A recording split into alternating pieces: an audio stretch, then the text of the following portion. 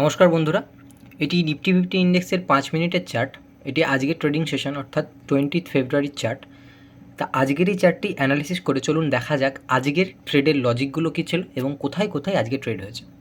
বন্ধুরা, আপনারা যারা পুটের সাইডে ট্রেড নিয়েছেন উইদাউট এনি লজিক, আশা করি আজকে প্রত্যেকেই তারা লস করেছেন।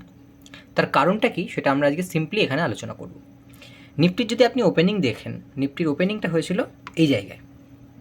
ওপেনিং দেওয়ার পরে একটা বড় রেড ক্যান্ডেল নিফটি তৈরি করেছিল। বড় রেড ক্যান্ডেল তৈরি করার পরে যে ক্যান্ডেলের লোটা ছিল, ফার্স্ট ক্যান্ডেলের লো, সেখান থেকে সাপোর্ট নিয়ে নিফটি আপসাইডে মোমেন্টাম দেয় এবং কালকের যে ক্লোজিং প্রাইস সেখান থেকে রিজেকশন নিয়ে মার্কেট ডাউনফল দেয় এবং ছোটো টাইম ফ্রেমে যদি আপনি দেখেন আজকের যে ফার্স্ট ক্যান্ডেল সেটা লো ব্রেক করে। 1 মিনিটের টাইম ফ্রেমে ক্লোজিং দেওয়ার ফলে কী হয়, অনেক রিটেলার এখানে পুট সাইডে এন্ট্রি করে। পুট সাইডে এন্ট্রির পরে এই জায়গাতে মার্কেট লিকুইডিটিটা গ্র্যাব করে মার্কেট কিন্তু একটা শার্প আপ মুভ দেয়। এর ফলে কী হয়, এই জায়গায় যারা যারা পুটের ট্রেডে এন্ট্রি নিয়েছিলেন তাদের প্রত্যেকের কিন্তু স্টপ লস হিট হয়ে যায়। এরপরে কি করে মার্কেট, এরপরে একটা ছোট রিট্রেসমেন্ট মার্কেট দেখায় এই জায়গায়। আপনি যদি ফিফ দিয়ে দেখেন তাহলে এই লো থেকে এই হাইয়ের এই যে রিট্রেসমেন্ট, এটা হচ্ছে 0.5 লেভেল পর্যন্ত।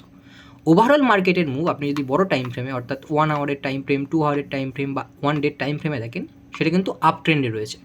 তো যখনই মার্কেট বড় একটা আপ ট্রেন্ডে থাকবে, মানে বড় টাইম ফ্রেমে যখন মার্কেট আপ ট্রেন্ডে থাকবে এবং ছোট অর্থাৎ ইন্টারডে টাইম ফ্রেমে যখন মার্কেট ডাউন মুভ দেবে, আপনি চেষ্টা করবেন সেই ডাউন মুভগুলোতে এন্ট্রি না নেওয়ার।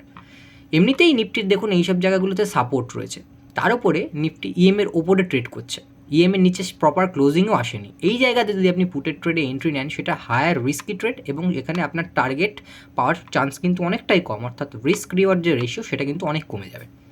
তাহলে কি হলো, আজকে ফার্স্ট ক্যান্ডেলে মার্কেট একটা লো ক্রিয়েট করলো, আপসাইডে ক্লোজিং প্রাইস থেকে রিজেকশন নিল, ডাউন সাইড ব্রেক করলো, লিকুইডিটি গ্র্যাব করার পরে মার্কেট কী করলো, একটা আপসাইডে মুভ দিল, এগেন রিট্রেসমেন্টের পরে এগেন আপ মুভ। আপনি যদি এই মুভগুলো দেখেন, এই জায়গাগুলো যদি খেয়াল করেন, দেখুন এখানে একটা কিন্তু ফেয়ার ভ্যালু গ্যাপ তৈরি হচ্ছে। ফেয়ার ভ্যালু গ্যাপ কী জিনিস, এই নিয়ে আপনাকে আমি পরে ভিডিও বানিয়ে বুঝিয়ে দেবো।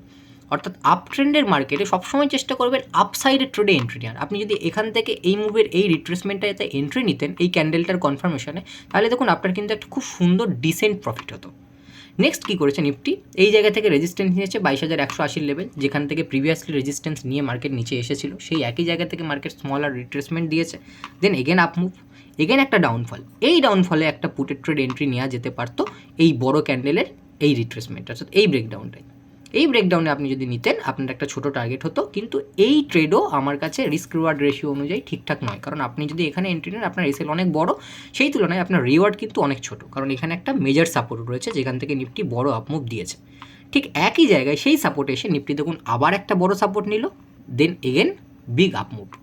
অর্থাৎ মার্কেট যখন বড় টাইম ফ্রেমে আপ ট্রেন্ডে থাকবে তখন আপনি সবসময় চেষ্টা করবেন মার্কেটে ট্রেন্ডের সাথে যাওয়ার, অর্থাৎ আপসাইডের ট্রেড যে যে জায়গাগুলোয় তৈরি হচ্ছে সেইগুলোতে এন্ট্রি নেওয়ার।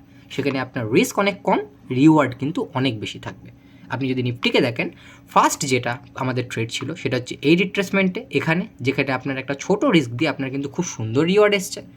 সেকেন্ড ট্রেড যদি দেখেন, ঠিক একই জায়গায় একই সাপোর্টে মার্কেট আসার পরে এখানে কিন্তু আপনার একটা এন্ট্রি ছিল, যেটারও কিন্তু একটা খুব সুন্দর রিওয়ার্ড আপনাকে মার্কেট দিয়েছে।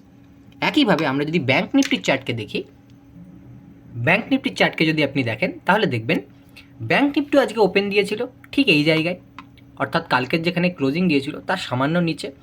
যে জায়গায় মার্কেট ফার্স্ট 5 মিনিটের ক্যান্ডেল তৈরি করেছে, দেখুন সেই ক্যান্ডেলের লো কিন্তু মার্কেট ব্রেকই করতে পারেনি।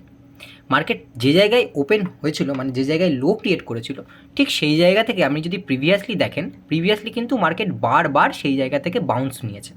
তাহলে এটা একটা মার্কেটের কাছে খুব ভালো সাপোর্টের জন্য। তাহলে মার্কেট কী করেছে, এই জায়গায় এসেছে, এখানে কিছুক্ষণ টাইম স্পেন্ড করেছে, দেন মার্কেটে আপনি কি এখানে ট্রেডে এন্ট্রি নেবেন? কখনোই আপনি এখানে ট্রেডে এন্ট্রি নেবেন না, কারণ লজিক্যালি এই জায়গাতে যদি আপনি সাপোর্টে এন্ট্রিও নেন, আপনার রিস্ক রিওয়ার্ড রেশিও ঠিক থাকলেও আপনার কিন্তু ট্রেডে উইনিং চান্স 50-50। তাহলে আমরা কী করবো, আমরা ওয়েট করবো। এই যে এত সুন্দর আপ মুভটা এলো, ইএমের ওপরে ক্লোজিং এলো, ক্লোজিং প্রাইসেরও উপরে ক্লোজিং দিল, এরপর আমরা ওয়েট করবো একটা ছোটো রিট্রেসমেন্টের।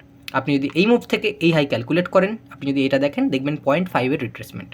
আপনি এখানে আপনার এন্ট্রি প্ল্যান করুন, নেক্সট মানে প্রিভিয়াস ডে যে রেজিস্ট্যান্স ছিল সেই জায়গায় আপনার মানে টার্গেট প্ল্যান করুন। আপনি দেখুন মার্কেট এখানে এসেছে, আপনার এখানে এন্ট্রি, একটা বড় ক্যান্ডেল এই রেজিস্ট্যান্সটাকেও ব্রেক করেছে।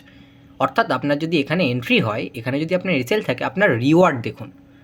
এরপরে কিন্তু মার্কেট একবারও ইএমের নিচে ক্লোজিং দেয়নি, তারপরে মার্কেট কন্টিনিউ আপ ট্রেন্ডে গিয়েছে। একইভাবে ওপরে বিগার টাইম ফ্রেমে আপনি যদি দেখেন, এই জায়গায় গিয়ে মার্কেট একটা রেজিস্ট্যান্স ক্রিয়েট করেছে, দেন একটা বড় ক্যান্ডেল নিয়ে মার্কেট কিন্তু 47,000-এর ব্রেকআউট দিয়েছে। ব্রেকআউট দেওয়ার সাথে সাথে মার্কেট ফেল হয়েছে, নিচে এসেছে। একইভাবে যে সাপোর্ট থেকে মার্কেট রান করা শুরু করেছিল সেকেন্ড টাইম, সেখান থেকে এগেন সাপোর্ট নিয়ে মার্কেটে আবার আপমুভ দিয়েছে। আপনি যদি ব্যাঙ্ক নিফটিকেও বড় টাইম ফ্রেমে দেখেন, আপনি দেখবেন মার্কেট কিন্তু ওভারঅল বুলিশ। তাহলে বুলিশ মার্কেটে আমি সবসময় উইথ দ্য ট্রেড নেব, অর্থাৎ কল সাইডের জন্য ট্রেড প্ল্যান করব। আমি যদি পুট সাইডের জন্য ট্রেড প্ল্যান করি, ইচ অ্যান্ড এভরি এন্ট্রিতে আমার রিস্ক রিওয়ার্ড রেশিও ঠিক থাকবে না এবং আমার স্টপ লস হিট হওয়ার চান্স কিন্তু অনেক বেশি থাকবে। আপনি যদি এখানে এন্ট্রি নিতেন, এই ক্যান্ডেলের এই ক্লোজিংয়ে আপনার এন্ট্রি হতো, আপনার প্রফিট ডিসেন্ট হতো, কিন্তু আপনার সাইকোলজি অনেকটাই খারাপ হয়ে যেত।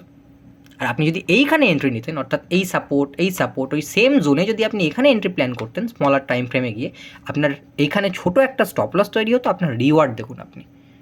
অর্থাৎ সবসময় উইথ দ্য ট্রেন্ডে গেলে আপনি রিস্ক লো এবং রিওয়ার্ড হাই পাবেন। আপনি যদি উইদাউট অপোজিট দ্য ট্রেন্ড যান, সেখানে কিন্তু আপনার রিস্ক অনেক বেশি হয়ে যাবে এবং রিওয়ার্ড অনেক ছোটো হয়ে যাবে। সুতরাং সবসময় উইথ দ্য ট্রেন্ড মার্কেটে আপনার এন্ট্রি প্ল্যান করুন, আপনার সেট আপের ওপরে কাজ করুন। কোথায় মার্কেটে অর্ডার ব্লক রয়েছে সেই জায়গাগুলো খুঁজে বের করার চেষ্টা করুন, কোথায় ফেয়ার ভ্যালু গ্যাপ রয়েছে সেই জায়গাগুলো খুঁজে বের করার চেষ্টা করুন। তাহলে কিন্তু মার্কেটে সাকসেস পেতে তাহলে মার্কেটে আপনি সাকসেস পাবেনই পাবেন।